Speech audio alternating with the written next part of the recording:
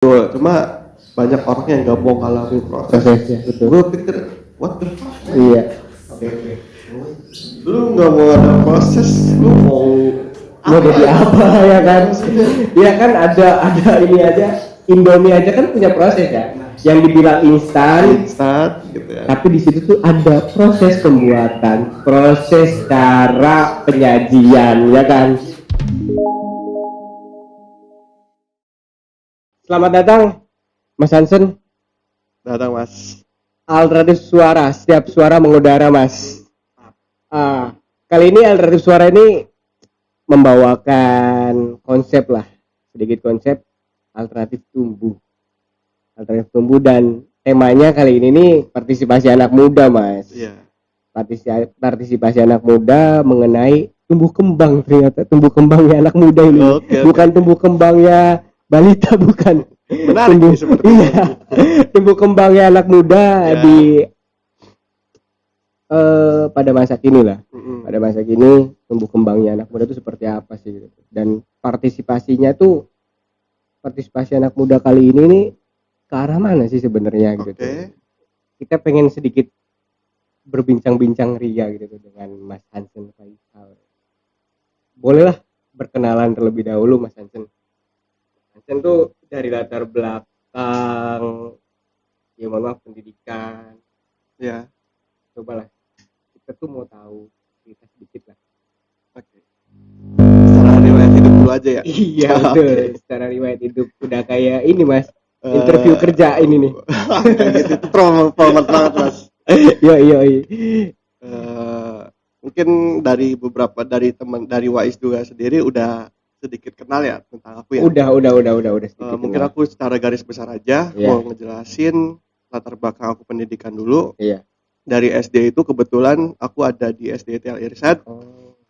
Beranjak ke pendidikan selanjutnya yaitu SMP. Sekolah menengah pertama itu aku di pesantren kebetulan di Kuningan. Pesantren di Kuningan mas? Iya. Berapa tahun berarti itu? 3 tahun sama SMA juga. Kebetulan aku SMA juga pesantren. Jadi totalnya 6 tahun. 6 tahun di pesantren? Betul, di Kuningan. Berarti udah bisa hafalan Al-Quran nih? Ya, alhamdulillah. Alhamdulillah ada. Cuma ya. Itu karena emang bukan hafalan karena kita keinginan ya, karena itu emang tuntutan. Tuntutan. Oke. Keren. Berarti setelah lulus dari pesantren, Mas Hansen memilih untuk menjadi ustadz atau apa nih? Untuk jenjang karir setelah lulus pesantren itu tentunya kuliah. Kuliah. Iya. Karena jenjang yang setelah sekolah menengah atas itu kadang di situ anak muda ya. Iya, jatuhnya anak muda penuh dengan kelabilan. Iya. Arahnya mau kemana tentunya harus ada arahan dari orang tua. Atau arahan dari siapapun, backupan dari siapa. Tapi aku secara pribadi ya. Iya. Setelah SMA itu aku dituntut untuk kuliah dulu. Keinginan aku kuliah di sini cuma karena orang tua nggak dibolehin, aku harus menyesuaikan nih. Oke. Harus dikombinasikan antara keinginan orang tua sama keinginan aku pribadi. Berarti di situ aku berpikir, kalau kayak gini aku nurut dulu aja sama orang tua. Keinginan orang tua apa, aku laksanain. Nanti setelah kuliah aku harus punya keinginan, punya pencapaian atau achievement sendiri. Gitu. Berarti lebih utama kemarin tuh keinginan orang tua dulu ya berarti yang dijalanin sama Mas Hansen tuh. Iya, selama dari SD sampai kuliah itu keinginan orang tua aku turutin. Iya kadang kan Mas ada ya gitu tuh beberapa yang memang anak muda dia tuh lebih memilih ya ini passion saya gitu tuh. Ini jalan hidup yang saya lakuin gitu tuh. Sampai istilahnya menentang ke orang tuanya gitu. Menurut Mas Hansen sendiri gimana sih kalau kayak gitu? Soal menentang sama orang tua ya. Iya. Sebenarnya kan kalau di dalam Islam itu mengucapkan kata kepada orang tua aja itu kan nggak boleh ya. Betul. Nah cuma karena udah jadi kultur di Indonesia ngomong ngebantah orang tua itu udah hal yang biasa ya. Cuma itu tidak diperbolehkan dan tidak boleh dicontoh gitu sama kita. Cuma untuk pembelaan diri untuk mengatakan atau membangkang itu untuk defense kita pribadi it's okay menurut aku gitu. It's okay nggak apa-apa. Cuma kalau alangkah lebih baiknya jangan jangan dicontoh. dicontoh. Iya. Tapi kan secara tidak sadar kadang tuh anak muda punya egonya Iya, sendiri ya betul, gitu. betul. Dia punya defense bahwa saya tuh pengen kesini loh mah, pah gitu tuh kan. Iya. Oh, oke. Berarti Mas An sendiri setelah pesantren kuliah di mana Mas? Kebetulan aku kuliah di Universitas swasta di Cirebon, Oke. Universitas Swadaya Gunung Jati. Oh berarti sama ya? Sama. Oh iya. Jurusannya apa? Fakultasnya nih? Fakultas Ilmu Sosial dan Ilmu Politik. Oh sama juga berarti. Iya. Oh berarti sering ketemu ya di kampus tuh. Oke. Berarti Mas Hansen selama di kampus nih berarti punya Ya. apa pengalaman apa sih gitu tuh? Apakah pernah berorganisasi di kampus selama di kampus sendiri gitu tuh? Untuk pengalaman di organisasi, aku untuk 3 tahun awal, 2 tahun awal gitu, aku cuma jadi partisipan organisasi aja gitu, tidak ikut terjun di organisasinya ya. Itu waktu semester berapa tuh Mas? Biasanya kan ada ketentuan tuh ya. Iya, kehitung dari semester 1 sampai semester 4. Itu aku jadi partisipan aja. Volunteer lah. Volunteer. Oke. Cuma untuk di ranah terjun ke organisasinya itu dimulai semester 5 kalau nggak salah. Itu aku di himpunan mahasiswa. Namanya Himagara. Himpunan Mahasiswa Administrasi Negara. Itu. Cuma itu aja sih pengalaman aku di organisasi, selebihnya aku ikut partisipan aja. Di Himagara sendiri itu kemarin menjabat sebagai apa nih? Kemarin itu aku menjabat sebagai koordinator minat dan bakat. Oh, minat dan bakat. Periode selanjutnya denger ya. Ini kan karena saya ini satu kampus ya. Iya betul. Gimana? Ketua Himagara bukan? Bukan. Oh, bukan. Salah berarti. Salah. Oke. Berarti sebagai apa tadi? Menjabat sebagai apa? Koordinator minat dan bakat. Oh, berarti koordinator minat dan bakat itu sendiri berarti Mas Hansen kayak yang mempedulikan kepada adik-adik tingkatnya yang mau masuk gitu untuk mencoba apa namanya kayak yang memberi masukan bahwa gambaran di Himagara gini loh, berarti gitu ya Mas? Oh enggak kayak gitu. Apa gimana tuh? Lebih ke secara garis besarnya minat dan bakat itu menampung seluruh SDM. Sumber daya manusia yang mahasiswa maksudnya itu. Menampung aspirasi, kalau dulu aku itu menampung aspirasi dulu mahasiswa, minatnya di apa, bakatnya seperti apa. Kita cari dulu dari setiap potensi apa aja nih yang ada di mahasiswa administrasi. Di situ kita cari, belusukan, masuk ke kelas-kelas, kirim apa namanya kuesioner atau apa, baru kita tampung, kita diskusikan dulu terlebih dahulu, banyak minatnya, kebanyakan itu apa, bakatnya apa. Nah baru kita diskusikan dengan anggota yang lainnya. Gitu. Cuma untuk proses program kerjanya itu banyak. Cuma secara garis besarnya mah itu ya. Gitu. Oke. Berarti hal yang pernah dilakuin Mas Hansen sebagai koordinator minat dan bakat apa sih Mas yang pernah dilakuin selama di kampus itu? Barangkali kan bisa sharing nih. Kebetulan aku pribadi nih di kampus ya gitu. Saya pasif orangnya. Di kampus itu saya pasif. Saya lebih memilih di organisasi di luar kampus malah. Iya. Maksudnya gimana tuh? Iya. Secara realisasinya ketika sudah menampung aspirasi dari tiap-tiap mahasiswa yang ada di Fakultas Ilmu Sosial dan Ilmu Politik, khususnya di administrasi negara itu sendiri, hal apa yang udah pernah Mas Hansen lakuin sebagai koordinator minat dan bakat gitu? Mungkin waktu aku menjabat sebagai koordinator minat dan bakat di kampus itu, aku mengadakan agenda rutinan dari kampus. Namanya itu Disnatalis. Itu ulangan tahun administrasi negara lah, ibarat kata ya. Di situ aku membuat sebuah acara yang memang besar, bisa dikatakan besar, bisa dikatakan tidak besar juga. Sederhana lah berarti. Di situ aku membuat berbagai program acara. Salah satunya itu seminar. Di situ achievement aku ketika emang di organisasi. Di situ aku sebagai kebetulan jadi ketua pelaksana juga. Achievement yang aku dapat di ketika acara itu, oh gue bisa nih ternyata bikin agenda yang besar sampai bisa mengundang Ibu Wakil Wali Kota, Bu Haji, Bu Haji Eti, iya. Bu Haji Eti. Nah di situ cuma kebetulan aku agak kecewa sama Bu Eti itu, udah aku konfirmasi jauh-jauh hari, ternyata pas hari H Bu Eti nggak datang gitu kan. Punya kesibukan lain ya mungkin maklum lah. pejabat kadang gitu kali ya. Kadang gitu memang. Ya itu berarti ini pengalaman baru bagi Wise pribadi gitu tuh ya. Karena di sini posisi aku pribadi ketika di kampus, terus terang saya lebih memilih aktif di luar kampus bahkan. Kenapa tuh Mas? Oh, sedih saya yang ditanya. Oke. Dua arah dong berbicara. Dua arah ya ini. Gitu. Kenapa sih saya lebih memilih berkegiatan di luar kampus?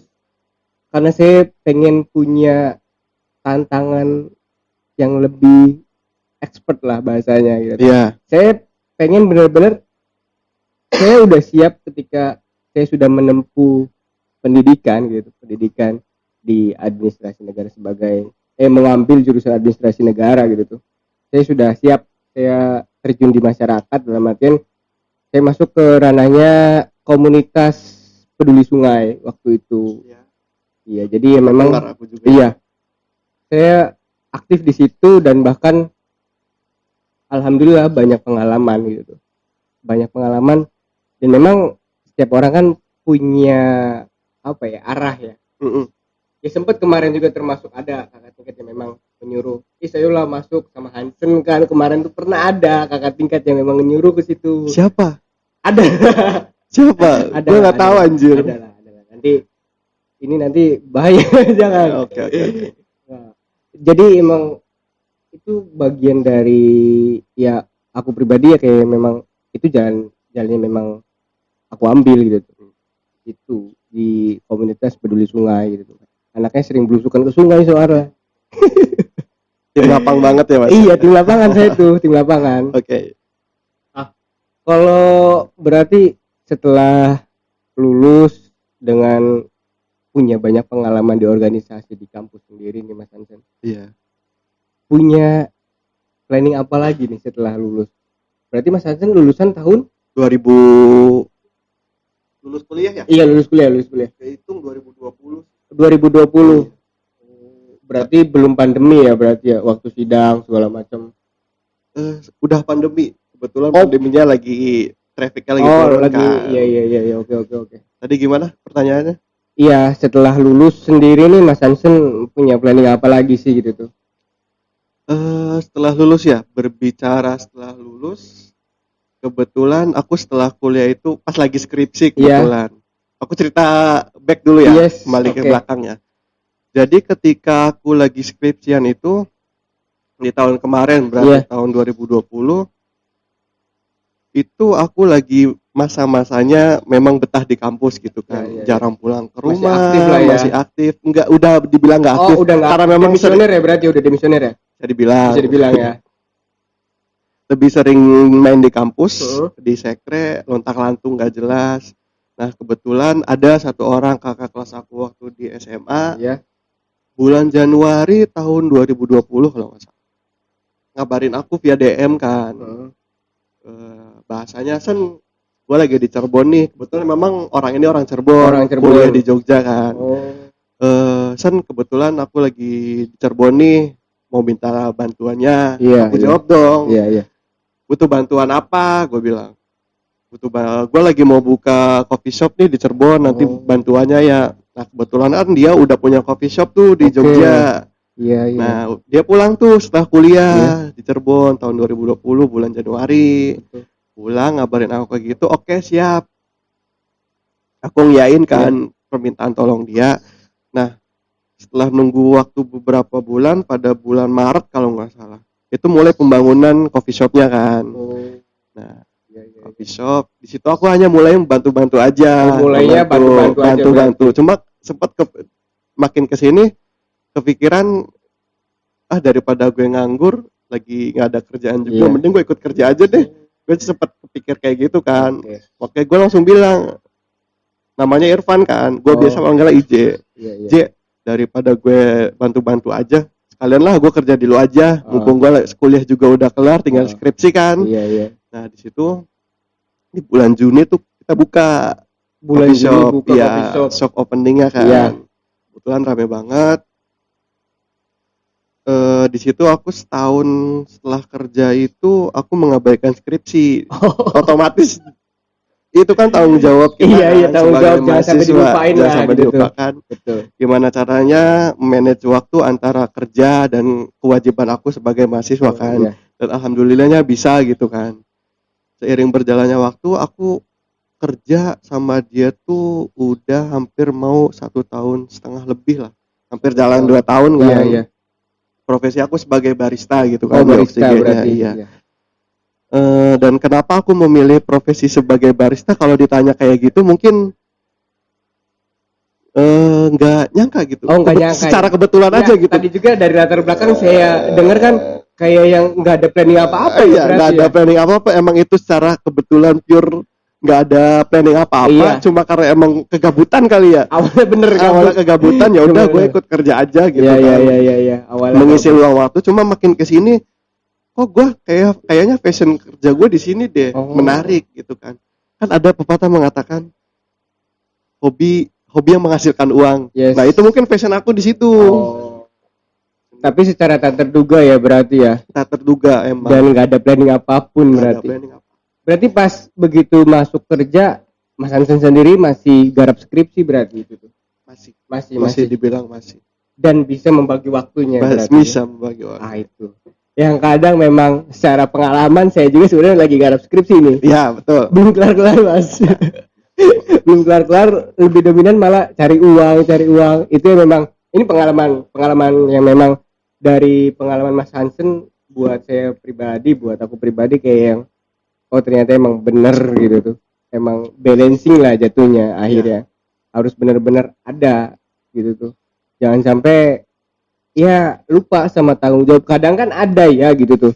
Ada yang memang mahasiswa oke lah dia kerja gitu, lebih memilih kerja, tapi kadang lupa sama tanggung jawabnya. Iya.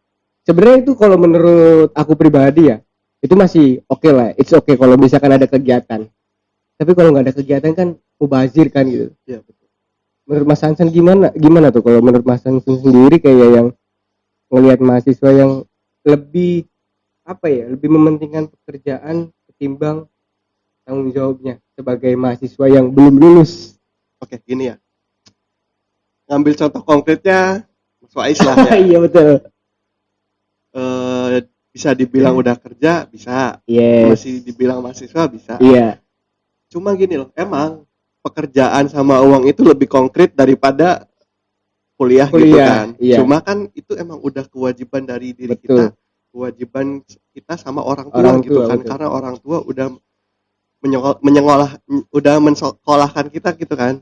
Nah tanggung jawab kita tuh cuma bisa diselesaikan aja gitu. Iya. Nah jangan sampai tanggung jawab kita sama orang tua itu terlena.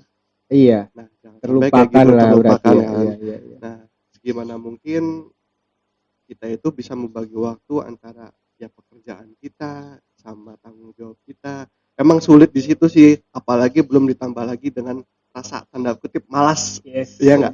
Itu yang memang saya rasakan ya, malas, kan? Rasakan itu. Karena memang cuma makin kesini kok teman-teman gue banyak yang udah lulus ya, sementara gue gini-gini aja. Nah, mungkin itu bisa jadi pendorong kita buat ayo lo ada stimulus dari luar betul. Ya betul ya. Betul. Yes. Itu yang memang saya rasakan, emang sempet sih kepikiran, aduh teman-teman udah pada lulus gitu. Saya sendiri belum lulus gitu. Kecemburuan sosial lain ya betul. Gue masa nggak bisa nih, sementara teman-teman gue aja bisa gitu kan. Iya. Oke. Berarti baik lagi nih, tadi pengalaman di barista sendiri berarti nggak ada planning apapun berarti. Iya, memang nggak direncanakan ya gitu. Cuma makin kesini it's my hobby gitu. Okay. Hobi yang bisa menghasilkan uang gitu kan. Pekerjaan yang sangat diminati banyak orang kalau bisa dibilang. Untuk saat ini ya, apalagi kalangan remaja sekarang itu profesi baru banyak diminati gitu di kalangan masyarakat ya. Iya, jadi gini Mas, saya sendiri kan sudah tahu ya gitu tuh, karena satu desa nih gitu tuh, tetanggaan lah bahasanya kita tuh di satu desa. Saya tahu gitu tuh latar belakang dari keluarga gitu tuh kan. Secara cover kan semua orang dan masyarakat pasti tahu lah Mas Hansen dari keluarga yang memang tercukupi gitu tuh, tercukupi dari segi materinya. Betul. Kenapa Mas Hansen sendiri mau gitu tuh menjadi barista? Ya istilahnya mandiri lah gitu tuh. Kenapa tuh? Begini ya Mas, lebih ke aku ini seorang laki-laki gitu. Yes. Gue ini anak laki-laki, otomatis nanti ketika emang udah gede tanggung jawab gue lebih besar dong ketimbang yang lain. Sementara kakak-kakak gue kan cewek. Iya. Pundak gue ini terasa berat nih. Mengemban. Iya. Ditambah lagi nanti kalau gue udah berkeluarga, otomatis beban gue makin banyak kan. Iya. Nah, secara garis besarnya itu kan cowok harus menafkahi kan? Betul. Nah, terbilang dari latar belakang buat orang ada gitu ya. Bukannya aku mau sombong atau apa, memang banyak kalangan yang sudah tahu gitu kan. Cuma itu privilege dari orang tua gue, bukan gue. Yang kaya orang tua gue, bukan gue gitu kan. Betul. Oh, gue juga bisa kaya asal hasil nanti gue kerja gitu kan. Dari keringat sendiri lah ya pengennya. Nah, gue pengennya gitu. Gue pengen kaya cuma nggak harus menyusahkan orang tua. Gue nggak mau kayak gitu. Emang prinsip gue dari dulu gitu. Gue pengen kaya cuma gue nggak mau dari hasil orang tua. Gue nggak mau. Gue harus bisa di umur yang terbilang masih remaja, masih muda lah. Gue harus bekerja keras. Ya, betul. Harus hard work. Hard work itu yang penting. Iya, cuma karena memang mindset gue dari dulu, enggak dari dulu, bisa dibilang dari dulu, bisa baru-baru juga bisa, karena kebetulan dulu aku tuh emang no use banget lah buat siapapun. Aku pribadi yang mikirnya ya. Iya. Aku pribadi ya, kayak gue tuh nggak terlalu berguna buat siapa-siapa, anjir. Gimana ya caranya gue bisa berguna buat orang lainnya? Apa ya caranya? Gue selalu berpikir di situ. Ditambah lagi kan kayak apa ya, bahasanya tuh apa ya Mas, bahasa kayak orang udah mandang mindset orang-orang. Mindset. Yes. Gue kan dengan latar belakang pesantren, stigmanya masyarakat lah. Masyarakat tuh. Stigma masyarakat menilainya bahwa Mas Hansen sendiri tadi kan udah diceritakannya. Latar belakang lulusan pesantren tuh, dan pasti masyarakat menginginkan gitu. Adanya kontribusi lah. Untuk saat ini kan kadang masyarakat melihatnya cover doang gitu. Cover doang dari stigma masyarakat. Ya memang itu berat sih sebenarnya. Menurut saya sendiri, aku pribadi nih, kayak yang kalau misalkan aku sendiri masuk pesantren dan lulus gitu tuh, memang itu jadi beban. Bukan beban ya, apa ya? Tanggung jawab moral akhirnya. Betul. Moral. Tanggung jawab moral, betul. Nah, berarti Mas Hansen sendiri ketika ada misalkan salah satu masyarakat yang berpikiran ataupun sampai mengucapkan bahkan di depan Mas Hansen sendiri, lu tuh lulusan pesantren kok nggak ada ininya sih, kontribusinya, kayak misal jadi remaja masjid lah. Ada nggak, pernah nggak? Selama gue balik setelah dari Kuningan itu sih nggak ada ya. Cuma lebih ke tetap yang tadi Mas Wais bilang, gue jatuhnya kayak beban moral. Berarti tahu ya, ada di diri sendiri ya. Iya, gue merasakan sendiri. Oke. Sama ditambahkan, jadi pernah gue awal setahun gue setelah lulus pesantren gitu kan, masih gue awal kuliah juga kan, gue sempet tuh kan rumah gue kan samping musola kan. Iya betul. Gue jadi wakil DKM tuh, wakil DKM musola. Wakil DKM musola tanpa ada perundingan apapun, tiba-tiba nama gue ada di papan board gitu kan. Gue kaget liatnya ada nama Hansen Faisal aja. Gak ada perundingan apa-apa, nambah beban moral gue tuh. Cuma kan gue di situ berpikir, gue udah dipercaya nih sama masyarakat nih. Sama masyarakat kalau gue tuh emang bener-bener ibaratnya diperhatikan atau apapun gitu kan. Tapi kan gue di situ sempat berhasil gitu ya, ibarat katanya berhasil menunjukkan apa yang stigma masyarakat. Gue nih anak pesantren, lu tuh harus di musola atau apapun itu, gue nggak tahu lah ya. Cuma kan gue sempet membuktikan nih hasil gue waktu itu kan, gue sempet imam tarawih, anjir. Gue jadi MC sama lu kan, sholawat Nabi kan, seenggaknya gue udah membuktikan nih gue tuh bisa. Cuma emang karena passion gue bukan di situ, bukan gitu di situ ya, balik lagi. Iya, balik lagi. Karena di situ juga masih labil-labilnya. Gue harus mau kemana nggak ada arah. Cuma emang gue makin kesini bukan passion gue di masalah keagamaan lah. Keagamaan gitu ya. Barangkali aja Mas Hansen bisa jadi menteri agama. Amin. Kayak Gus Yakut kan.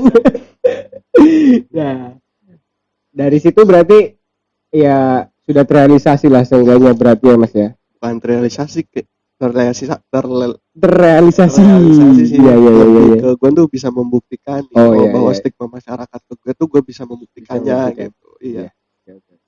Jangan sampai stigma masyarakat sekitar ke gue itu guanya malah nggak bisa membuktikan. Yang itu kan lebih kayak ya bukan moral bumerang gue banget gitu. Iya makanya kan bumerang betul gitu. Oke. Tadi kan udah dibahas nih Mas ya tentang implementasinya setelah lulus dari pesantren gitu tuh. Terusnya tadi udah dibahas juga tuh mengenai ya pandangan masyarakat ya, stigma masyarakat terhadap latar belakang keluarga Mas Hansen sendiri gitu tuh. Ya, jadi sekarang lebih asik di barista berarti passion Mas Hansen. Iya sih, untuk sampai sekarang emang passion gue di kopi gitu ya. Di kopi berarti ya. Gue nggak bisa sehari nggak ngopi gitu. Iya. Udah candu lah. Iya. Oke. Dari awal gue seneng ngopi, jadi guanya jadi tukang kopi. Ibaratnya gitu kan. Gue sering ngopi. Kenapa gue nggak jadi tukang kopi? Jadi tukang kopi. Ternyata menyenangkan gitu. Ya sekarang memang jadi habit ya. Anak muda sekarang kan, ayolah nongkrong di tempat kopi gitu kan. Nah itu jadi peluang Mas Hansen sendiri. Ya udah kenapa enggak gitu. Nah, cuma nggak tahu ini ya gue sampai kapan. Gue umurnya udah 24 berarti. Iya, bisa terbilang masih muda, bisa terbilang menuju tua gitu kan. Iya. Tanggung jawab gue makin bertambah umur, makin gede dong nantinya. Cuma kayaknya gue lagi emang posisinya lagi senang-senang di barista gitu. Berarti kalau kita masuk nih, baru masuk ternyata Mas. Baru masuk tema ini. Bukanya lama juga ya guys. Baru latar belakang ini. Masuk nih, baru masuk ke tema nih. Ini kan mengenai partisipasi anak muda ya gitu. Partisipasi anak muda mengenai keinginan terhadap apa ya berarti ya? Pemerintah desa ataupun dari desa, kabupaten sampai provinsi ataupun pusat gitu. Iya. Cara partisipasi dari anak muda sendiri. Menurut Mas Hansen gimana sih untuk saat ini gitu? Partisipasi anak muda terhadap pemerintahan lah. Pemerintah. Oke. Berbicaranya tentang anak muda dulu ya. Iya.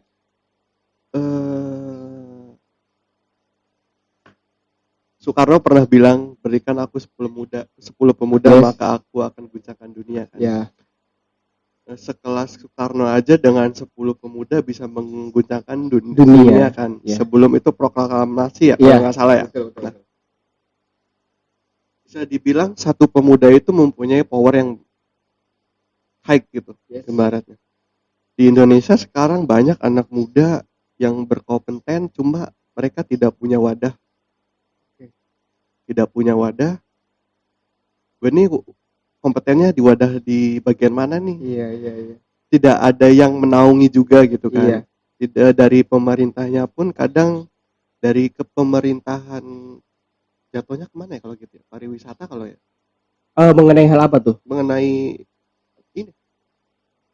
Passion gitu kan. Kalau itu lebih cenderungnya pariwisata ya? Pribadi sih Mas.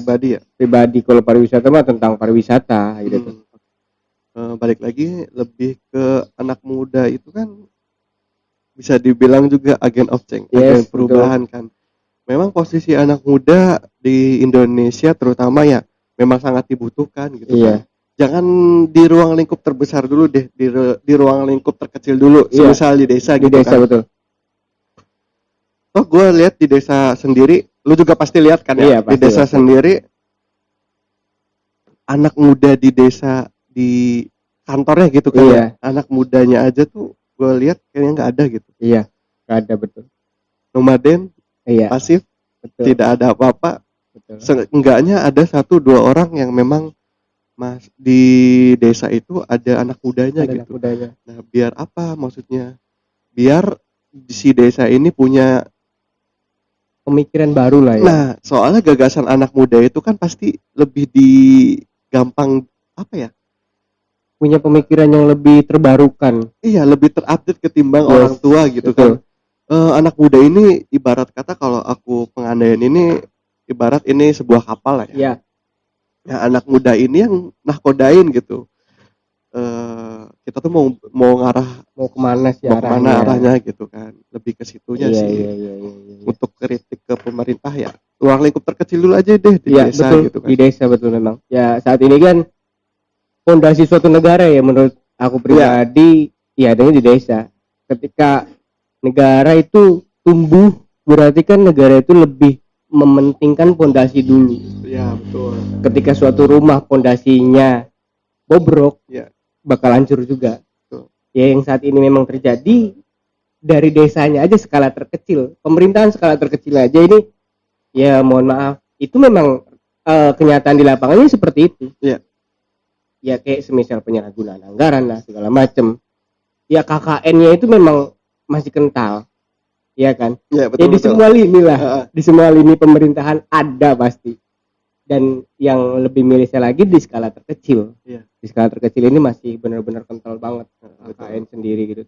Nah, sekarang berarti pengalaman Mas Hansen sendiri secara sebagai apa ya? Berarti sebagai pendidik lah, sebagai mahasiswa. Iya, Sebagai mahasiswa pernah berkecimpung nggak sih Mas di desa? Berkecimpung di desa terbilangnya belum ya. Belum berarti. Cuma pengalaman itu pernah sih tercimpung di desa, cuma waktu emang wadahnya karena di kampus gitu. Oh, di kampus. Waktu KKN kan Oh, pasti. waktu KKN, Lu juga iya. kan pernah kan? Betul. Waktu kakak ya hitungnya sebulan kan, berarti gue berkecimpung di desa cuma sebulan, berarti hitungnya ya. Iya. Lebih ke gue kalau perhatiin kasat mata, gue waktu itu KKN di Kubang Karang. Oh, di Kubang Karang. Iya. Oh, biar deket dari rumah kan. Kalau saya kemarin mulai KKN di desa sendiri Mas. Nah kan, betul waktu itu gue KKN di Kubang Karang. Oh, kan. di Kubang Karang. Gue lihat di desa Kubang Karang anak mudanya banyak. Iya. Karang Tarunanya ada, Pemuda desanya ada, yang tua-tuanya pun ada. Iya. Di desanya anak mudanya ada gitu, gue lihat emang gitu. aktif dibilang. Aktif nih, oke nih, kayak anak muda nih emang. Cuma karena memang kultur di Indonesia lebih ke kayak orang tua tuh harus dihormati gitu kan. Iya, betul. Sementara anak muda ngikutin orang tua gitu kan. Orang tua, betul. Nah mungkin sekat antara anak muda dan orang tua itu lebih kayak ada pembatasnya loh. Iya. Lu mau terobos ke sana nggak bisa karena ada sekat orang tua gitu. Nah, gue lihat kemarin di Kubang Karang itu overall oke. Pemerintahan desanya. Gue nggak tahu ya secara keseluruhan ya, yang secara kasat mata gue aja. Rentan waktu juga terbilang singkat lah, 1 bulan gitu. Iya. Overall oke. Banyak kegiatan, nggak terlalu asik gitu. Rame di desa. Rame berarti. Iya. Ditambah lagi dengan kehadiran gua sama teman-teman KKN gua gitu kan. Itu lebih aktif lagi kan pasti kan. Iya. Dari mulai anak mudanya datang sering ke desa, kita gue tuh pengen di desa gua sendiri juga kayak gitu. Ibarat anak mudanya itu lu lagi KKN deh. Iya. Betul. Biar seenggaknya lu nggak terlalu sepi-sepi banget. Iya. Di desa gua kan terlalu deket sama pasar kan, ramainya karena emang pengunjung pasar. Pengunjung warganya kan. Iya, betul. Nah, gue pengennya kayak gitu. Ibaratnya masyarakat di desa Lembah Abang Kulon sendiri tuh lebih kayak lu tuh lagi KKN deh. Iya. Gimana caranya lu mengembangkan desa sendiri, bikin program sendiri, entah itu punya wadah ataupun enggak, ya lu lakuin dulu aja. Iya. Masalah legalitas atau segala macamnya ya demi kebaikan kenapa enggak gitu. Kenapa enggak, betul. Nah, aku pun pribadi lebih ke aku berkeliaran di luar sana sini, tapi kok gue mikir gue di ruang lingkup sendiri kok gue kayak no use gitu, nggak berguna gitu kan. Yes, Karena gue berpikir wadah gue di mana anjir, di rumah sendiri nggak punya gitu kan. pintu masuk Gitu. awalnya ya kadang Nah, memang bingung sendiri gitu tuh. Gitu. Ini dari mana sih kita masuknya gitu iya. tuh. Mungkin gue berpikir kayak gini, gue ambil contoh kayak desa. Mungkin lo juga tahu Kindi temen gue Iya gitu iya kan. iya. Kindi Fadilah, di mana dia emang punya anak muda, salah satu Punya anak anak muda, muda yang betul. memang powernya itu emang kuat, Wah, punya apa ya, pengaruh terbesar lah di yes. desanya, sampai dia itu bikin Kemarin saya lihat sih di Instagramnya ya gitu Iya. tuh. Kemarin tuh terakhir dia tuh buat kegiatan acara vaksinasi massal. Nah. Vaksinasi massal. Maksud itu dia punya power, dengan kekuatan dia bisa menyatukan anak muda di situ gitu loh, dengan adanya gebuk gitu ya. Iya. Nama apa ya bahasanya? Nama komunitas lah. Komunitas iya, lah ya, iya. sebut ya, komunitas gebuk, di mana itu isinya emang anak muda semua. Gitu kan. Nah, gue sempat kepikiran, gue ngomong juga ke Kindi, lu keren sih Kin, yang maju desa lu sendiri. Iya. Gitu kan. Apalah gue bisa bilang Kindi itu lebih tokoh jadi ya. Sementara di desa kita kan emang tokohnya belum ada gitu, belum terbentuk. Nah, emang memulai dari awal itu emang sulit. Kalau nggak ada yang memulai, mau siapa lagi kan? Kalau nggak dari kita yang ibaratnya berpendidikan kayak lu sama gua sama yang lain mungkin banyak, cuma mereka juga kayak sepemikiran sama kayak kita pengen kayak gitu. Cuma memang susah mulai dari mana pintunya gitu kan. Kalau kita kumpulin atau belusukan ke dusun-dusun lain mungkin banyak. Betul. Cuma karena memang ya itu balik lagi. Iya. Bingung mau mulai dari mana. Ya kadang dari orang tuanya juga peran orang tua kan harusnya ya. Betul. Peran orang tua itu harusnya membimbing dan mewadahi. Iya. Tapi saat ini orang tua malah justru ingin ikut berkecimpung di dalamnya dan akhirnya punya pressure gitu tuh. Punya pressure yang memang loh ini anak mudanya di mana gitu tuh. Secara apa namanya? Tempatnya gitu tuh. Ini posisi anak muda di mana sih sebenarnya gitu di desa sendiri nih. Gitu tuh. Ya memang itu yang jadi kendala sih. Secara aku sendiri melihat gitu. Itu jadi kendala di desa sendiri gitu. Berarti dari Mas Hansen sendiri untuk secara kepedulian punya kan gitu ya, apalagi terbilang kan mahasiswa, Mas Hansen sendiri sebagai mahasiswa agent of change, social control gitu. Betul. punya kepedulian ke arah situ kan, berarti ada kan berarti punya kepedulian ke arah situ, cuman ingin memulai dari mana. Betul. Ingin memulai dari mana ya. Dari aku pribadi, makanya kenapa kita bincang-bincang kayak gini. Pertama sharing ini di sini. Betul. Tempatnya di sini ternyata. Tempatnya itu di Alternatif Suara. Dari teman-teman pemuda desa yang memang kita pengen ini sebagai tempat sharing. Tempat sharing ya khususnya anak-anak muda desa Lemah Abang Kulon gitu. Memang saat ini suaranya tuh kayak yang terlalu dipotong terus ketika kita menyuarakan dipotong lagi. Apalagi dibagel sama amplop kan bahaya kan gitu. Itu memang kejadian saat ini kayak gitu Mas. Itu kejadian saat ini. Setiap desa emang kayak gitu. Hampir kan berarti ya. Cuma ada tergantung anak mudanya. Ya gua tadi bilang contohnya kayak di desa Kindi itu daerah Gunung Jati lah. Iya, desa Gunung Jati. Daerah Gunung Jati. Kindi itu daerah Gunung Jati. Terlalu aus. Iya cuy. Ini nggak ada iklannya Mas. Nggak ada sponsor ya sini. Sponsornya aduh. Nanti sponsor barangkali mau masuk bisa lah di gelas dulu. Nanti habis itu kerokok. Bisa. Habis itu fasilitas. Fasilitas. Oke. Ini nih, bentar dulu. Saya lihat kisi-kisi Mas. Kisi-kisi nih. Ada kisi-kisi. Tadi baru pengenalannya lama banget ya Mas ya. Enggak apa-apa. Terus ini tadi udah tuh di mana posisi anak muda? Posisi anak muda sekarang. Posisi anak muda itu ibarat kalau gue ngandainya ya ini desa. Iya. Bukan ini desa, ini perahu. Iya. Nahkoda, ada nahkodanya kan. Nah, anak muda itu posisinya harus ada di situ jadi nahkoda. Iya. Garis besarnya gitu ya. Garis besarnya kayak gitu betul. Terus ini nih ada pertanyaannya memang bagaimana sih anak muda membayangkan masa depan? Membayangkan masa depan anak muda. Sebenarnya masa depan anak muda, bukan anak muda aja ya. Iya. Siapapun itu emang ada di tangan kita sendiri gitu. Iya, betul. Banyak orang bilang, biarin aja lah. Gue mah hidupnya pengen kayak aja aja. Iya. No bro, lu gak bisa kayak gitu. Nggak bisa. Iya, lu di luar keras gitu kan. Iya. Sementara gue lihat anak muda di desa sendiri kan emang ibaratnya lagi pada di zona nyamannya gitu kan. Iya, betul. Gak mau keluar kemana gitu kan. Iya. Lu udah keluar gitu lu keras bro. Iya. Gue aja kan sekarang pindah kerja gitu kan. Lu kerja di Starbucks gitu. Di Starbucks. Ya. Bukannya gue mau cek Starbucks atau gimana, enggak. Gue di Starbucks. Iya. Termasuknya PT kan. Iya. Nah memang tuntutannya emang keras.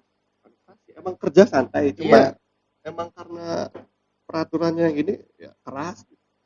Apalagi lu kayak di pabrik gitu kan. Balik lagi untuk menentukan masa depan, membayangkan anak muda kedepannya gimana itu ya tetap ada di tangan kita sendiri. Iya, lu mau lu mau kemana nih? Balik lagi ke fashion gua apa nih? Iya. Lu cari deh, lu gali potensi apa yang ada di diri lu gitu kan. Kayak gue secara nggak kebetulan kan. Iya. Gue juga mikir gue potensinya apa nih gitu kan. Ternyata setelah gue ulik-ulik dan nggak secara tidak langsung, gue ternyata fashionnya ada di kopi nih. Iya, gue seneng di sini nih gitu. Gue ambil pengalaman dari pribadi gue sendiri gitu kan. Oh, berarti gue arahnya di sini nih. Gue setelah gue punya bakat gue di sini nih, lu bisa ulik lebih dalam lagi. Lu rencanain yang tadi lu bilang apa, mind mapping gue setelah nanti gue udah di sini selama 3 tahun gue harus jadi ini gitu. Nah itu kan mind mapping gue kan. Gue 3 tahun setelah kerja di sini gue pengen jadi ini deh. Untuk lu bikin plannya itu jangka pendek sama jangka panjang. Jangka pendeknya lu apa, jangka panjang yang benar-benar jangka panjangnya lu apa gitu. Sementara gue lagi bikin plan jangka pendek dulu gitu. Iya. Seenggaknya jangka panjangnya itu kan benar-benar harus benar-benar dipikirin gitu kan, nggak sembarang dipikirin gitu kan. Gue tuh tipikal orang yang kayak berhati-hati dalam memutuskan sesuatu. Oke. Bisa masukkannya saya sama topik yang itu kan, memutuskan kan. Iya. Nah, buat teman-teman juga nih lebih ke memang nanti ketika masa depannya masih labil atau gimana, khusus anak muda ya, lu harus berpikir matang-matang. Lu mau kemana, jangan sampai lu stuck di situ-situ aja. Betul. Karena orang itu butuh proses kan. Betul. Gak bisa instan, lu pengen ini bisa langsung ke sini, nggak bisa. Semua itu butuh proses. Sekelas manajer, sekelas owner atau apapun pasti butuh prosesnya gitu kan. Gak bisa orang instan langsung ke situ. Nah, lu bisa kuatnya itu karena di prosesnya. Yang bisa lu bisa nanti jadi itu karena proses. Iya, betul. Gitu kan. Nah, gue tuh emang selalu suka sama berproses gitu kan. Karena emang mendewasakan kita, lu bisa kuat, mentalnya terbentuk karena proses. Karena proses itu ya berarti. Pokoknya proses itu oke lah menurut gue. Pelajaran yang berarti. Iya, betul. Cuma banyak orang yang gak mau ngalamin proses. Ya, betul. Gue pikir what the fuck man. Iya. Oke. Lu nggak mau ada proses, lu mau jadi apa ya kan? Maksudnya? Iya kan ada ini aja, Indomie aja kan punya proses ya. Yang dibilang instan gitu kan. Tapi di situ tuh ada proses pembuatan, proses cara penyajian ya kan. Berarti kan di situ udah tergambar kelasnya secara ini aja pandangan kan instan, Indomie mie instan. Ya, mie instan aja kan punya proses kok gitu. betul. Penyajiannya gitu. Kenapa kita sebagai anak muda, sebagai manusia juga gitu, kenapa nggak mau gitu menjalankan proses itu gitu tuh. Nah, mungkin pesan dari aku mah buat anak muda siapapun ya ayolah jangan sampai keluar dari zona nyamannya, jangan sampai stuck di situ aja, terutama buat anak muda di desa pulau, please pergunakan potensi kalian. Gua yakin potensi lu pasti banyak, ide-ide lu pasti berguna. Sebenarnya perangkat desa pun kalau kita mengaspirasi suatu pemikiran pasti didengar.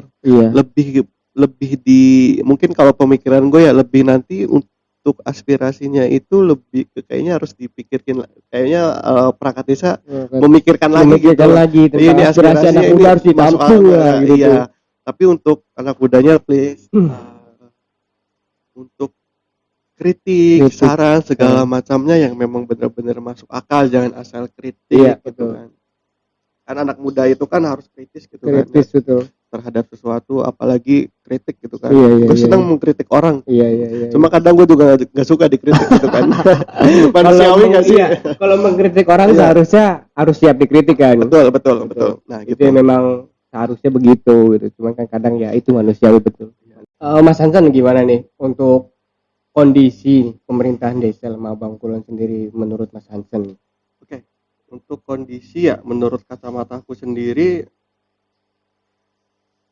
gue kan belum terjun nih di dunia ruang lingkup kecil gue di desa sendiri gitu kan. Kalau secara kasat mata kondisinya kayak overall kayak baik-baik aja gitu kan. Cuma gue nggak tahu nih dapurnya kayak gimana. Betul. Setahu gue kan emang kalau memang dapur gue bahasanya dapur itu merasa baik-baik aja pasti ada sesuatu hal yang menjanggal gitu kan.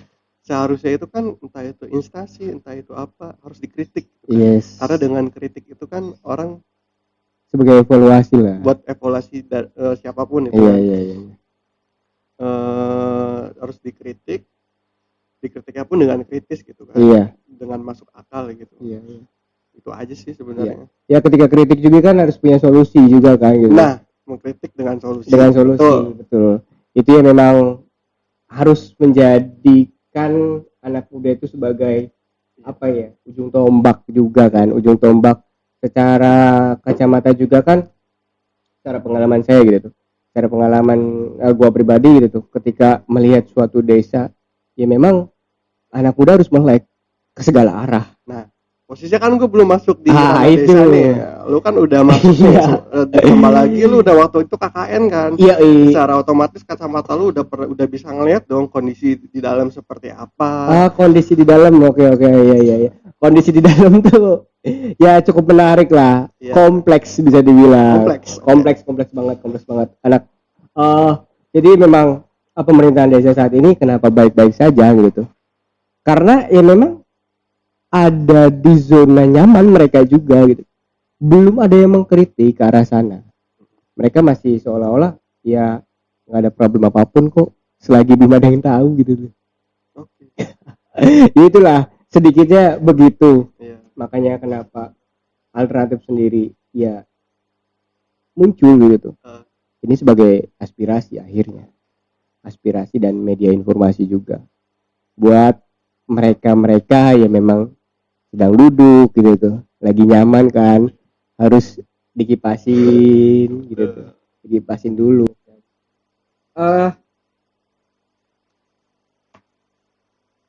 Sekarang tuh ada pertanyaan terakhir, bukan pertanyaan terakhir sih.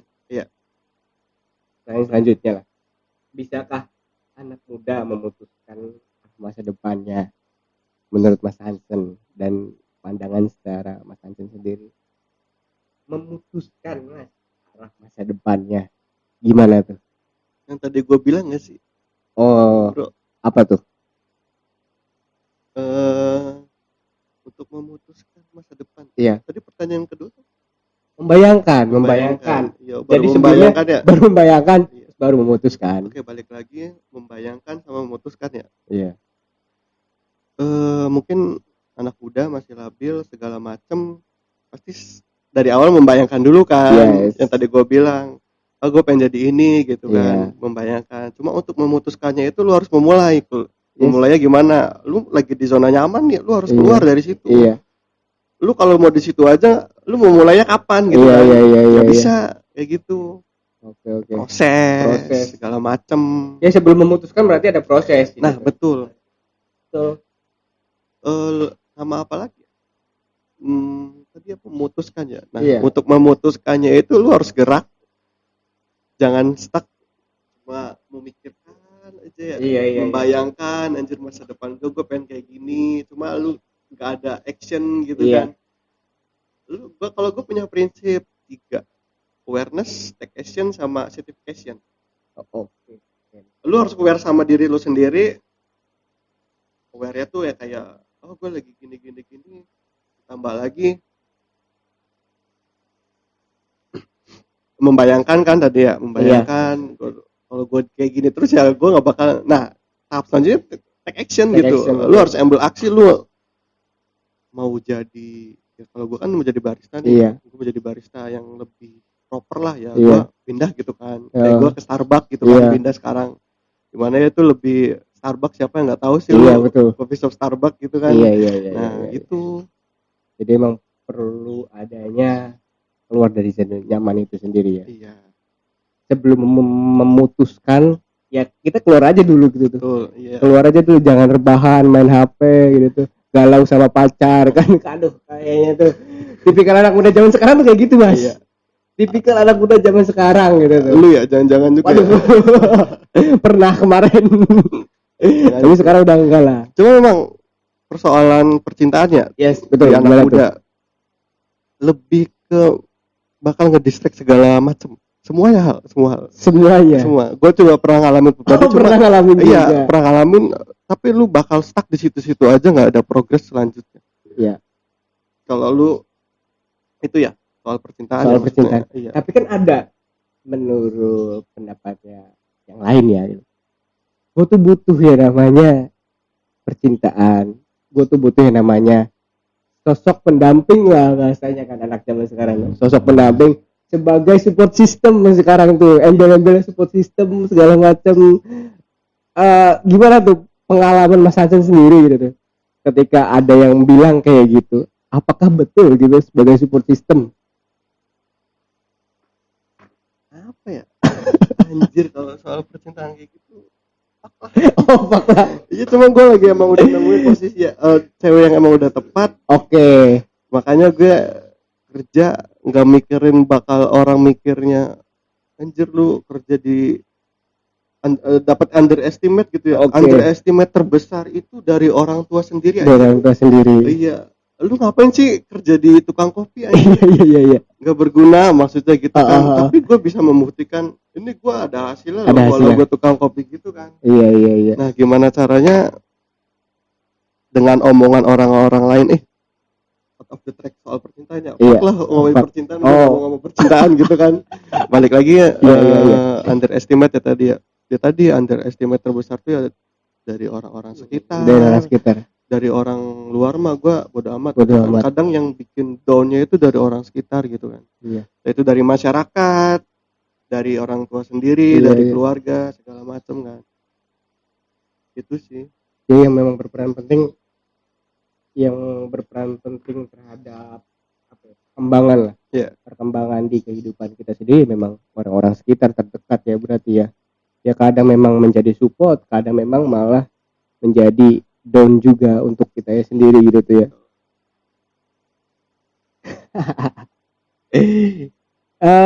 Ini selingan aja tadi soal percintaan gitu. Kita ngobrolnya perselingan aja, seling sini sana sini. Soal percintaan udah dibahas nih. Ternyata memang percintaan di dalam anak muda juga sebenarnya ini masuk ke dalam tema ya gitu, partisipasi anak muda. Dan memang ada suatu kejadian yang memang kadang ketika ada si cowoknya misalkan gitu ingin tuh punya kontribusi lebih ke desa, tapi kan kadang ada yang ceweknya udah sih ngapain kamu tuh kan gitu kan, ada kan, ada kejadian yang kayak gitu ada. Makanya itu sebenarnya ada dampak juga ketika berpacaran, ya cobalah gitu tuh kita berpacaran yang sehat aja kan gitu, jangan terlalu gimana ya, jangan terlalu mengekang lah. Kalau zaman sekarang bahasanya apa tuh mas, mengekang tuh berarti apa tuh? Protektif. Protektif banget. Ya lu udah jadi punya gua gitu, lu sepenuhnya punya gua, kayak yang apa sih gitu tuh, bullshit lah gitu. Itu memang kejadian di masyarakat di anak muda sekarang gitu, terlalu mengedepankan cinta gitu. Betul. Oke. Udah lama nih mas kayaknya nih ngobrol-ngobrol bincang-bincangnya nih terlalu. Lagi asik ya. lagi asik. Waduh udah setengah jam lebih ternyata. Oh sejam, udah kayak main PS ini mas. Tadi kan udah nyambungin tuh ya untuk secara kepedulian Mas Hansen sendiri gitu, dari pengalaman Mas Hansen gitu sebagai mahasiswa yang sebagai agent of change, social control, terus sama Iron Stock gitu tuh. Ya. Punya upaya apa sih tentang pemerintahan desa yang saat ini Mas Hansen, cara pandangan Mas Hansen pemerintah desa Lemah Bangkulon sendiri kayak begitulah upaya Mas Hansen yang menurut Mas Hansen tuh baiknya begini loh gitu tuh. Oke. Berarti upaya pemerintah desa ke masyarakat lah ya, iya, ke pemuda juga. Ke pemuda ya. Lebih ke pemerintah nih harus aware gitu terhadap masyarakatnya. Iya. Entah itu aware ke pemerintah sendiri, lebih diutamakan pemerintah desa itu kan lebih ke pelayanannya. Iya. Harus melayani masyarakat. Iya. Dia harus mewadahi terutama anak muda gitu kan. Iya. Ditambah lagi anak muda Lemah Bangkulon itu kan banyak gitu. Iya. Pasti setiap orang punya potensi, punya skill yang masing-masing kan. Betul. Yang bisa digali sama mereka gitu kan. Yang gua lihat sendiri belum ada gitu upaya dari pemerintahan desa ke masyarakat desa Lemah Bangkulon, lebih ke kayak monoton aja, pasif gitu. Ya itu sih saran dari gue, lebih ke ya punya wadah buat masyarakatnya, entah itu wadah aspirasi atau apapun. Sama ya sebenarnya tadi gue bilang kan Karang Taruna tuh bisa jadi wadah, cuma kan gue lihat juga ya pasif lah, masih pasif gitu kan. Lebih memilih satu bidang, satu bidang hanya keolahragaan aja gitu.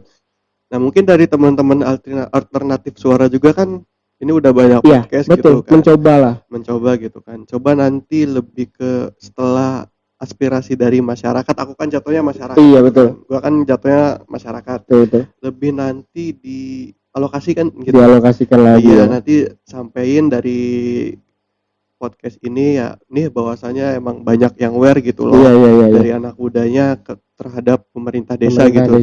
Tapi sementara dari pemerintah desa pun nggak ada aware ke masyarakat kan, itu nggak ada feedbacknya dong buat kita kan. Dari masyarakatnya aware, tapi dari pemerintahnya nggak aware, it's not bad gitu. Oke. Ya berarti kita sih udah mengupayakan gitu, mengupayakan, kita mencoba berkontribusi gitu terhadap pemerintahan desa. Tapi tidak ada tindak lanjut dari pemerintah desa, dijewer kudunya. Gitu aja dah. Lebih ke kayaknya harusnya lebih ke lebih ke apa gimana ya? Menyampingkan pemerintah desa dulu deh. Sebenarnya lu sentil dengan adanya alternatif suara ini, tanpa ada naungan dari desa pun kita pun bisa gitu. Bisa, mewadahi anak muda. Ya, itu sebuah tamparan besar banget. Tamparan besar ya harusnya. Iya, seharusnya mereka sendiri sadar gitu. Mereka sendiri tuh sadar. Loh, kenapa anak muda bikin wadah sendiri? Yang seharusnya tuh sudah ada wadah yang dibuat oleh pemerintah pusat, bahkan Karang Taruna resmi.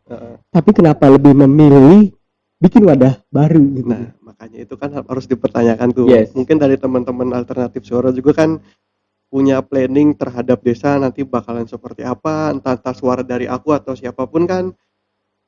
Dari perangkat desa ada yang melihat video ini atau seperti apa, jadi tamparan buat mereka. Oh, yang tadi gue bilang, masyarakatnya aware, anjir buat kemana aja selama ini duduk diem, stay, nggak ada pekerjaan apapun, ya lu nggak harus di desa kalau gitu. Oh, udah nyaman kayaknya. Udah nyaman kali ya. Udah nyaman duduk gitu, enak ngerokok, ngopi kan gitu tuh. Aduh kayaknya tuh. tidak memperdulikan anak mudanya kayaknya itu terlalu ya monoton lah gitu. Oke. Tadi kan udah kita bahas ya Mas ya. Tadi dari tema kita partisipasi anak muda, Ya. dari latar belakang Mas Hansen sendiri sebagai ya mahasiswa, terusnya juga yang saat ini sedang ada kegiatan sebagai barista lah. Sebagai barista, lebih memilih sebagai passion barista. Saya menyimpulkan gini. Tadi dari beberapa pertanyaan di mana posisi anak muda. Berarti kan posisi anak muda saat ini harusnya sebagai aktor. Iya, betul. Harusnya sebagai aktor, bukan lagi sebagai penonton. Karena yang tadi Mas Hansen bilang, anak muda itu harus jadi nahkoda. Betul. Kita harus mengarungi lautan lepas gitu. Betul. Kita harus menjalankan prosesnya di lautan lepas gitu. Terombang ambing lah sampai nanti ketemu dengan pulau kan gitu. Betul. Pulau kita sandar, kita stay gitu di situ. Itu sih. Jadi kesimpulannya yaitu tadi anak muda harus sebagai aktor, anak muda harus sebagai nahkoda, betul, penentu arah dari suatu kehidupan lah, bisa dibilang kehidupan entah itu bermasyarakat, entah itu di areanya pemerintahan gitu. Kita harus punya peran di dalamnya. Terus yang kedua kan tadi Mas Hansen sendiri bilang punya prinsip gitu tuh. Yang tadi pertanyaan kedua itu gimana sih anak muda membayangkan masa depannya dari Mas Hansen sendiri kan tadi ada tuh prinsip. Tadi apa aja Mas? Awareness, action, sama certification. Oke, itu berarti secara apa namanya?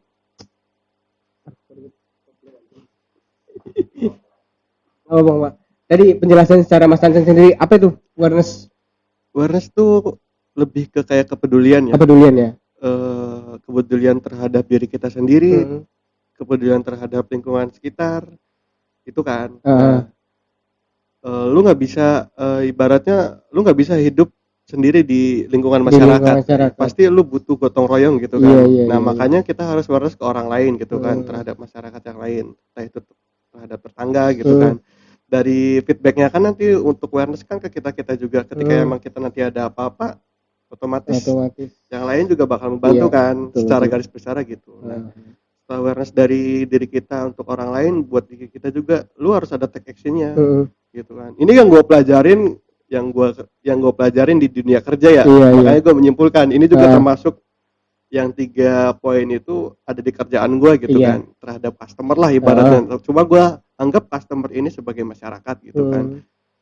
Take action, lu harus ngambil keputusan gitu kan. Ketika emang lu ada apa-apa ya, yang keputusan tuh ada di diri lu sendiri gitu. Certification lu selanjutnya itu certification kan.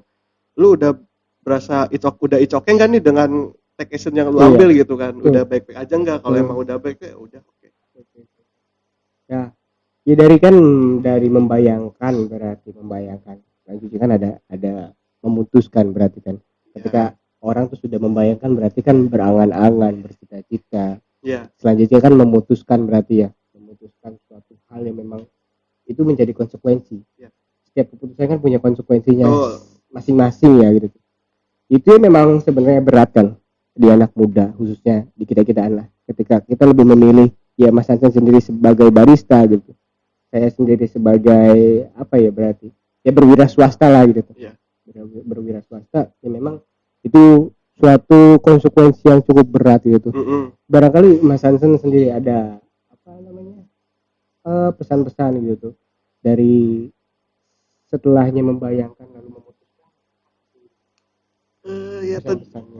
Pesan kesan setelah membayangkan dan terus memutuskan yang tadi lu bilang gitu kan. Setiap keputusan pasti ada, ibaratnya ada sebab ada akibat kan. Sebabnya itu lu pengandaiannya masih gimana ya, ada sebab ada akibat. Lu ngambil keputusan kayak contohnya gue gitu kan ya. Gue ngambil keputusan gue jadi barista aja deh. Keputusan gue akibatnya ketidaksukaan keputusan gue sama orang tua. Akibatnya orang tua nggak suka sama gue gitu kan. Underestimate segala macam, direndahkan. Cuma kan ya balik lagi, lu harus membuktikan bahwa keputusan lu tuh emang bener. dan tidak membebankan. Iya. Gue keputusan tidak membebankan orang tua sekitar gue, Iya. tidak membebankan keluarga gue. Iya. Seenggaknya gue bisa hidup mandiri gitu kan, ibaratnya gitu kan. Setelah gue kerja gue nggak minta lagi sama mama papa gue gitu kan. Iya. Gue bisa hidup sendiri gitu kan, udah punya penghasilan sendiri gitu. Kesannya sih ya apa ya, lebih ke yang sebelumnya tadi gue bilang, take actionnya. Berarti Lu harus berani keluar dari berani zona nyaman. Mulainya. Iya. Keluar dari zona nyaman yang benar-benar keluar dari zona nyaman, oksigen pun emang itu udah posisinya nyaman. Cuma kalau gue di situ terus gue nggak ada progres dong di hidup gue. Ya makanya gue keluar gitu kan. Emang ya suatu keputusan yang berat juga lah. Gitu kan. Cuma ya oke, jalanin dulu aja. Tapi lu harus udah punya prinsip, goals lu ketika emang pindah lu harus apa gitu. Jadi kesimpulannya kan ketika kita sudah membayangkan berarti berani memutuskan, dan keputusannya itu ada di tangan kita sendiri. Iya, itu. Keputusan ada di tangan kita sendiri dan berani mengambil konsekuensinya. Iya. Setiap keputusan pasti ada konsekuensinya. Betul. Dan itu yang harus kita menjadikan itu suatu prinsip gitu tuh. Karena yang saat ini memang proses dan mengambil suatu keputusan itu yang cukup berat gitu. Itu yang memang jadi pelajaran buat kita semua lah sebagai anak muda. Apalagi berperan terhadap pemerintahan gitu. Ini yang memang punya ranah besar gitu tuh, untuk mengambil suatu keputusan di dalam suatu pemerintahnya. Ya contoh Alternatif Suara sendiri membuat suatu keputusan akhirnya. Apa tuh, bro? Ya ini, kita sebagai wadah independen akhirnya gitu tuh. Ketika kita tidak bisa menyuarakan aspirasi kita, gagasannya kita, ya akhirnya kita buat sendiri dong. Ya kali kita mau nunggu aja, mau sampai kapan kita? Yang ada terus-terusan ada di zona nyaman kan gitu. Akhirnya Alternatif Suara sendiri mencoba menjadikan sebagai wadah media informasi dan edukasi. Itu mas. Itu sekilas ya memang gambaran Alternatif Suara gitu. Ya, jadi perbincangan kita pada siang hari ini nih mas. Ini kan udah cukup nih, kopinya juga udah mulai habis ternyata. Kopinya juga udah mulai habis. Promosi masih banyak ini. Kayaknya nanti refillan setelah bincang-bincang di sini kita ngobrol lagi lah. Ya, terima kasih banyak Mas Hansen untuk waktunya, menyempatkan waktunya berbincang-bincang ria dengan saya Wais gitu tuh di Alternatif Suara. Dan ini menjadi kesempatan yang memang cukup berharga gitu. Cukup berharga bagi gua pribadi, bagi Alternatif Suara gitu tuh. Yang ini memang menjadi ya kesempatan memang sharing ilmu lah, pengalaman akhirnya. Untuk ya pembelajaran kita semua. Ya baik Mas Hansen, sekian dulu nih. Baik, bincang-bincang ria kali ini. Kopi udah mulai habis nih. Aduh, butuh direfill. Nanti kita refillnya di luar ini aja lah, di luar studio aja kayaknya. Paling gitu aja. Ini cukup menarik obrolan tadi yang kita udah bahas itu. Dari mulai tadi latar belakang Mas Hansen, pengalaman Mas Hansen, terus juga tadi kan ada pembahasan mengenai pemerintah desa, bahwasanya ya kita sendiri sebagai anak muda punya peran, punya partisipasi terhadap pemerintahan gitu. Dan terlebih kita juga sebagai anak muda harus menentukan arah masa depan kita juga kan gitu. Tadi udah dibahas lah kemana-mana akhirnya gitu. Percintaan juga udah dibahas tadi itu. Oke. Terima kasih waktunya Mas Hansen. Siap. Thank you Mas Wais. Oke. Untuk teman-teman yang punya gagasan, ide, punya aspirasi, bisa kita sharingkan di sini nih, di meja, di mikrofon ini. Nanti kita sharing bareng Alternatif Suara. Sekian dulu dari saya. Wabillahi taufiq wal hidayah. Wassalamualaikum warahmatullahi wabarakatuh.